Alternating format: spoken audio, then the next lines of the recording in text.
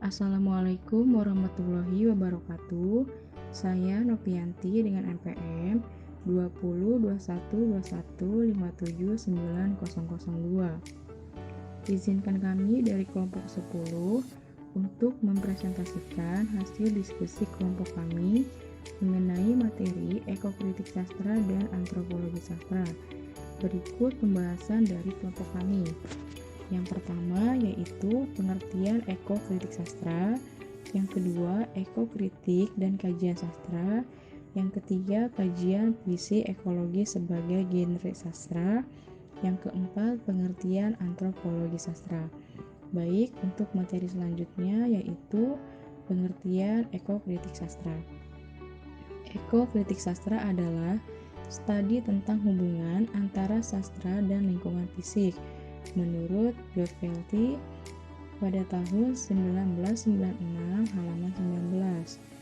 Menurut Garrett tahun 2004 halaman 4 menyebutkan bahwa ekokritik dapat membantu menentukan, mengeksplorasi, dan bahkan menyelesaikan masalah ekologi dalam pengertian yang lebih luas.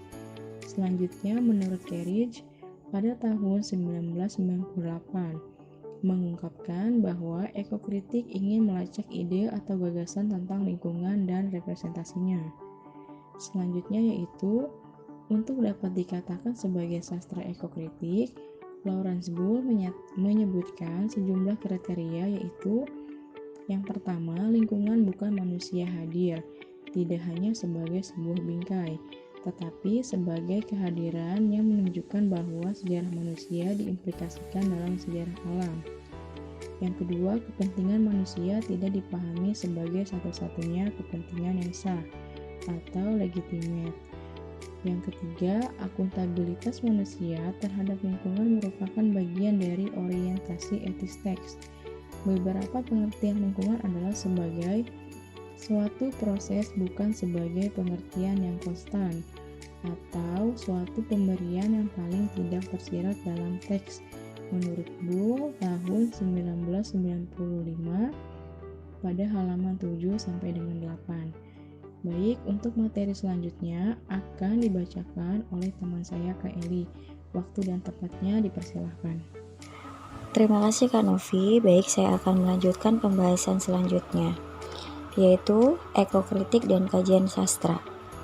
Teori ekokritik dapat diklarifikasikan dalam teori multidisiplin, di mana ekokritik memadukan antara kajian ekologi dan kajian sastra. Dari perspektif kajian sastra, ekokritik dapat digolongkan menjadi teori mimetik, berdasarkan asumsi bahwa sastra mengacu pada paradigma yang merupakan cerminan realitas kehidupan yang ada saat ini. Meniru Plato, yaitu M.R.H. Abrams mengembangkan teori universal. Ekokritik didefinisikan sebagai penyelidikan terhadap hubungan antara literatur dan lingkungan. Mengapa demikian? Karena dua elemen sastra dan alam saling terkait erat. Sastra masa lalu adalah cerminan dari masa lalu, sedangkan sastra masa kini cerminan dari masa kini. Karena itu, sastra sebagai inspirasi erat kaitannya dengan alam, sedangkan alam membutuhkan sastra sebagai sarana pelestarian. Hal ini menegaskan bahwa ekokritik mencoba menerapkan konsep ekologi pada studi sastra, menjadikan bumi atau alam menjadi fokus pada kajiannya. Kajian puisi ekologis sebagai genre sastra. Puisi ekologis merepresentasikan tema mengenai kondisi lingkungan atau alam sehingga bisa disebut sebagai sastra. Puisi hijau melalui penciptaan karya sastra yang eksplisit dan implisit. Seorang penulis ingin menyadarkan pembaca akan pentingnya melestarikan dan melindungi lingkungan sebagai ekosistem. Dengan kata lain, yang menjadi pusat perhatian sastrawan adalah penanaman kesadaran kepada para pembaca karya sastra. Dalam kaitannya dengan puisi, ia mengimplikasikan dua fungsi, yaitu indah dan berguna, sebagaimana dikemukakan dalam teori fungsi Horace Theory, Gani 2015. Menurut Welek dan Warren 1956, indah dimaknai dalam konteks menghibur, yakni memberi kesenangan, bukan suatu kewajiban bersifat formalitas, serta tidak membosankan. Sedangkan berguna dimaknai dalam kaitan bukan sekedar kegiatan iseng-iseng belaka ataupun membuang-buang waktu. Contoh puisi ekologis. Sunrise di Bukit Manglayang. Di kaki gunung Manglayang terbentang luas tanah yang datar, tempat nan indah bagi pencinta pelayang, wujudkan impian terbang melayang. Pagi ini amatlah dingin, ku berdiri menatap awan di timur, menyambut sunrise di Bukit Manglayang. Sebuah cerita kelak ku kenang, tak berkedip mataku menatapnya. Di antara barisan awan yang jingga, seberkas cahaya matahari mulai menampakkan, menembus di antara awan-awan pagi. Sinarnya hadirkan kehangatan, mataku menatap akan kebesarannya. Sungguh indah kekuasaannya, terekam jelas sebuah kenangan. Di ufuk timur mataku menyaksikan cahaya indah terpancarkan, menggetarkan seisi relung jiwa, menggelorakan darah dalam nadiku. Sunrise di Bukit Manglayang berdiri menapaki jejak kenangan, kenangan saat dirinya belajar melayang dan saat ini menjadi yang tersayang. Di atas Bukit Manglayang, cerita indah walau selayang, anganku selalu saja terbayang. Saat dirimu katakan sayang, kini ribuan duka telah kubenamkan. Bersamanya membangun harapan, biarkan di barat mentari terbenam, karena cinta kita tak akan pernah padam. Dalam puisi Sunrise di Bukit Manglayang, karya Tirman Kutusali tersebut ada nilai-nilai katarsis terkait pelestarian lingkungan hidup yang direpresentasikan oleh bumi, hutan belantara, binatang, air jernih, dan udara segar, sehingga lahir imajinasi yang kuat bagi para pembaca untuk melepas rindu akan indah dan damainya alam bukit pegunungan. Representasi dari karya pengarang tersebut yang dilakukan seperti kerinduan seorang kekasih pada seseorang yang ia rindukan.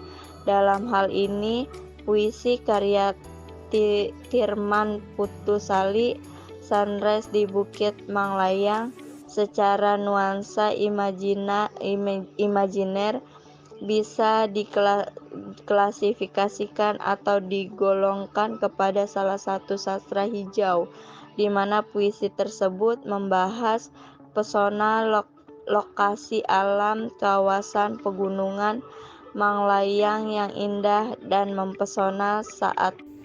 Baiklah, selanjutnya saya Yohana Sinetri akan memaparkan mengenai pengertian antropologi sastra. Antropologi sastra berasal dari dua istilah, yaitu antropologi dan sastra. Antropologi dan sastra adalah dua disiplin ilmu yang berbeda. Walaupun dua disiplin ilmu itu berbeda, sebenarnya disiplin ilmu tersebut adalah disiplin keilmuan yang membahas tentang manusia. Menurut Endra Swara pada tahun 2013 halaman pertama, hal yang menjadi bahan penelitian antropologi sastra adalah sikap dan perilaku manusia lewat fakta-fakta sastra dan budaya. Antropologi adalah suatu disiplin ilmu yang membahas tentang pola hidup masyarakat. pola hidup masyarakat dapat terwujud dalam ide maupun aktivitas yang biasa yang disebut adat istiadat. Sastra adalah suatu disiplin ilmu yang membahas dan mempelajari tentang sebuah karya sastra. Karya sastra yang dimaksud ialah novel. Merujuk dari penjelasan tersebut, maka antropologi sastra adalah suatu disiplin ilmu yang menelaah tentang pola-pola kehidupan masyarakat yang terdapat dalam teks sastra atau novel. Antropologi membahas tentang fakta-fakta kehidupan bermasyarakat. Sementara itu, karya sastra adalah hasil dari pengimajinasian sebuah fakta dan atau fiktif. Sastra yang mengimajinasikan fakta tentu memuat fakta yang dapat ditelusuri kebenarannya. Kebenaran yang berkaitan dengan kehidupan bermasyarakat kiranya dapat ditelusuri dengan ilmu antropologi. Pada konteks inilah, karya sastra berkaitan erat dengan antropologi. Menurut Endra Suara pada tahun 2013 halaman 8, ada beberapa alasan penting yang menyebabkan kedekatan atau hubungan antara antropologi dan sastra, yaitu keduanya sama-sama memperhatikan aspek manusia dengan seluruh perilakunya. Yang kedua, manusia adalah makhluk yang berbudaya, memiliki daya cipta rasa kritis untuk mengubah hidupnya. Antropologi dan sastra tidak alergi pada fenomena imajinatif kehidupan manusia yang sering lebih indah dari warna aslinya. Yang keempat, banyak wacana lisan dan sastra lisan yang menarik minat para antropolog dan ahli sastra. Dan yang kelima, banyak interdisiplin yang mengitari bidang sastra dan budaya hingga menantang munculnya antropologi sastra. Berikutnya, teman saya Nur Alamsyah akan menjelaskan materi selanjutnya. Terima kasih. Terima kasih Kak Yohana. Saya akan melanjutkan slide yang selanjutnya. Menurut Ratna, buku tahun 2011 halaman 35, secara akademis, institusional, hubungan antara sastra dan antropologi dapat ditelusuri melalui dua cara, antara lain 1. Melalui akar kata literatur seperti digunakan dalam bahasa-bahasa barat yang secara keseluruhan berasal dari bahasa Latin yang disebut literatura, berarti huruf atau tulisan.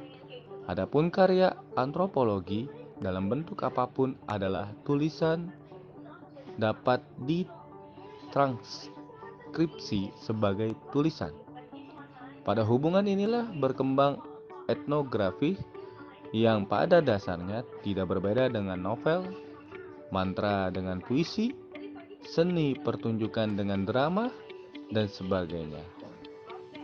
Khazanah budaya masyarakat lama, kearifan lokal, dan berbagai bentuk kearifan lain seperti pepatah, peribahasa, semboyan, dan sebagainya, menampilkan makna yang relatif sama baik terhadap antropolog maupun kritikus sastra. 2. Istilah sastra berasal dari bahasa Sanskerta yang berarti sas tambah tra, berarti alat untuk mengajar, baik sebagai tulisan maupun alat untuk mengajar. Antropologi sastra diharapkan dapat mempertahankan keseimbangan antara unsur-unsur antropologi dan sastra itu sendiri. Materi yang pada hari ini disampaikan sudah cukup, maka kami akan menyimpulkan simpulan dari materi yang kami buat. Konsep ekologi dalam kajian sastra yaitu menempatkan alam fisik sebagai objek kajian yang dinamis sehingga terfokus pada karakteristik sastra yang melahirkan imajinasi dengan menyodorkan efek kataris bagi pembacanya. Dalam hal ini tentunya terkait dengan pesan moral dan politik atas pelestarian alam fisik. Dari paradigma pendekatan sastra teori bisa digolongkan pada pendekatan mimesis, yaitu bahwa literatur memiliki hubungan dengan kenyataan atau dalam arti lain mencerminkan kenyataan sekitarnya. Antropologi membahas tentang fakta-fakta kehidupan bermasyarakat. Sementara itu, karya sastra adalah hasil dari pengimajinasian sebuah fakta dan fiktif. Sastra yang mengimajinasikan fakta tentu memuat fakta yang dapat ditelusuri kebenarannya. Ini ada beberapa daftar pustaka referensi yang kita dapati untuk materi yang pada hari ini kita sampaikan. Mungkin itu saja yang bisa kami sampaikan. Akan ditutup oleh moderator kami. Cukup sekian dan terima kasih.